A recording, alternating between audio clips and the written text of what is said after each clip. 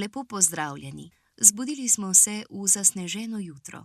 V današnji oddaji Splet dogodkov tedna bomo pogledali, kaj se je v zadnjem tednu dogajalo tako doma kot po svetu. Poglejmo.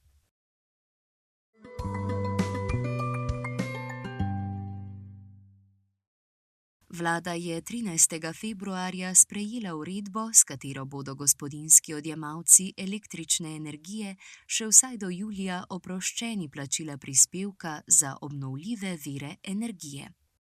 Sezonski odjemalci, kot so smučišča in namakalni sistemi, bodo prispevek lahko plačevali glede na dejansko porabo in ne več na minimalno moč, ki se je z novim sistemom omrežnine zvišala. Državni zbor je na včerajšnji izredni seji sprejel novelo zakona o spodbujanju digitalne vključenosti. Z novelo, ki je bila sprejeta 44 glasovi za in 16 proti, Ministrstvo za digitalno preobrazbo ukinja mehanizem za razdeljevanje računalnikov, kar pomeni, da država ne bo več razdeljevala brezplačnih ali subvencioniranih računalnikov ljudem, ki jih potrebujejo, kot je bilo mogoče v preteklosti. Novelo so podprli poslanci koalicije, proti so glasovali v SDS, poslanci NSI pa so se glasovanja vzdržali. Reja kokoši nesnic v kletkah bo na slovenskih kmetijah dovoljena še do konca leta 2028. Izhaja iz osnutka novele zakona o zaščiti živali, ki je do 12. marca v javni obravnavi. Osnutek, ki ga je pripravila uprava za varno hrano, predvideva tudi drugačno financiranje zavetišč in obvezno označevanje mačk. Okrajno sodišče je izreklo prvo obsodilno sodbo policistom, ki so 5. oktobra 2021 varovali protestni izhod proti tedanji vladi. Med protestom so uporabili vodni top in solzivec. Po poročanju Televizije Slovenija naj bi bili 4 policisti obsojeni na večmesečne pogojne zaporne kazni. Sodba še ni pravnomočna. Število spletnih goljufij narašča. Slovenski policisti pa že več let opažajo več kot 30% rast prijav na leto. Lani so na državni ravni prejeli okoli 2000 prijav oškodovancev, katerih skupna škoda je presegla 30 milijonov evrov. Koprski policisti so zato ustanovili prvo delovno skupino za preiskovanje tovrstnih kaznivih dejanj v Sloveniji.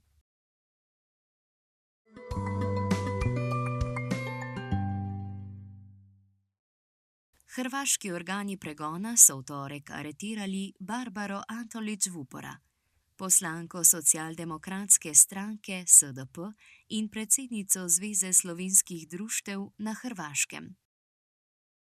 Aretacijo so izvedli zaradi suma zlorabe položaja in pooblastil. V odzivu na aretacijo je socialdemokratska stranka izpostavila, da je čas aretacije zanimiv v luči političnih razmer na Hrvaškem. Včeraj je v Münchnu voznik zapeljal v množico protestnikov in ranil 30 ljudi.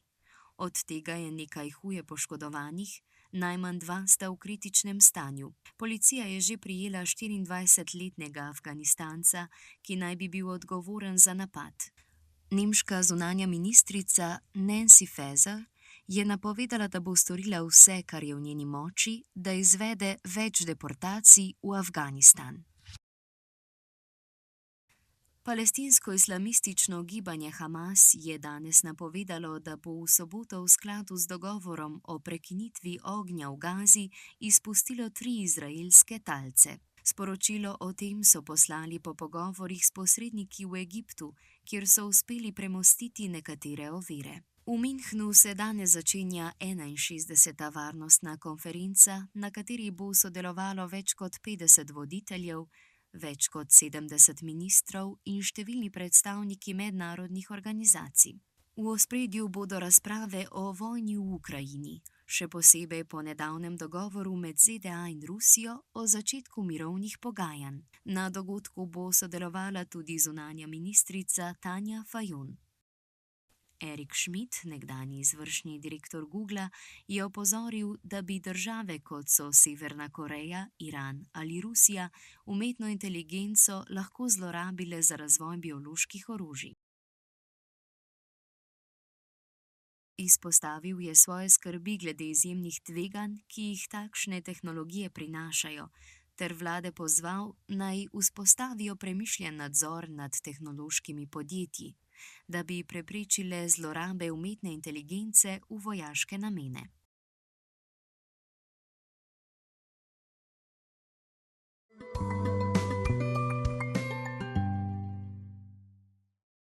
V Cankarjevem domu so na predvečer kulturnega dne podelili najvišja priznanja za dosežke na področju umetnosti. Prešernovi nagradi za življenjsko delo sta prejela kiparka Dragica Čadež ter režiser in performer Dragan Živadinov.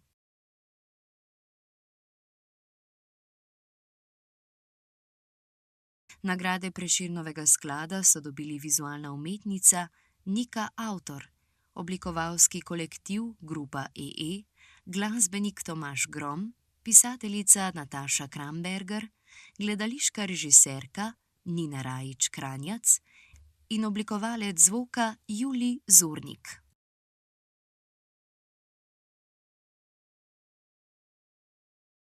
V Novi Gorici in Gorici je 8. februarja potekal celodnevni dogodek Od postaje do postaje, ki je odprl letošnje dogodke v okviru Evropske prestolnice kulture Nova Gorica, Gorica.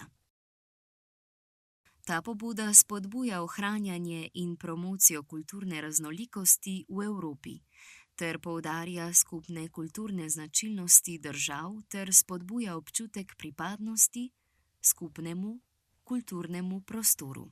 Vsako leto ob Mednarodnem dnevu sluha tudi Evropska federacija naglušnih oseb EFHOH organizira dogodek, ki odpira prostor za razpravo o aktualnih izzivih, s katerimi se soočajo naglušne osebe. Leta 2025 bo virtualni dogodek namenjen ozaveščanju o težavah naglušnih pri zaposlovanju. Dogodek bo potekal pod okriljem slovenske evropske poslanke Zale Tomašič. Med govorci pa bodo tako strokovnjaki z področja audiologije kot tudi predstavniki uporabnikov slušnih pripomočkov. Evropska federacija naglušnih oseb že 55 let deluje v smeri izboljšanja dostopa do cenovno dostopne slušne oskrbe in rehabilitacije, vključno s slušnimi aparati in polževimi vsadki. Za več informacij o dogodku in prijavi je na voljo spletna stran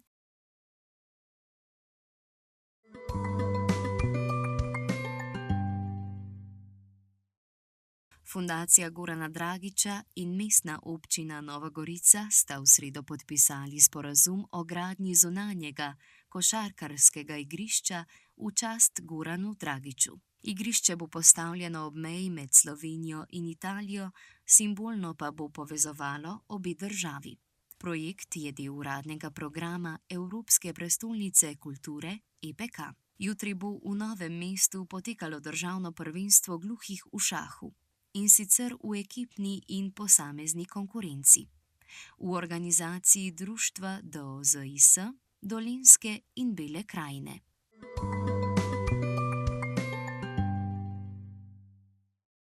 Danes praznujemo Valentinovo, ki se je v Sloveniji uveljavilo proti koncu 20. stoletja. Po legendi naj bi sveti Valentin kljub prepovedi cesarja Klavdija II. Na skrivaj poročal zaljubljene pare, zaradi česar so ga usmrtili 14. februarja.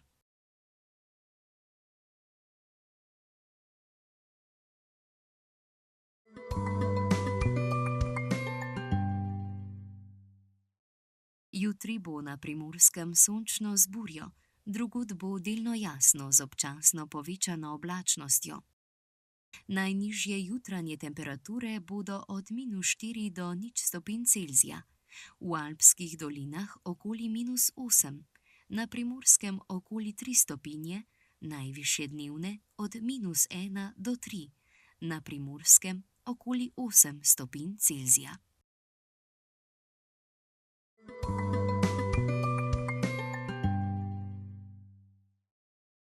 Kretnja tedna, ki jo bomo spoznali danes, je deportacija. Pomeni prisilno odstranitev enega človeka ali več ljudi iz ene države in izgon v drugo državo, običajno zaradi kršitve zakonodaje države, v kateri so bivali. Deportacija.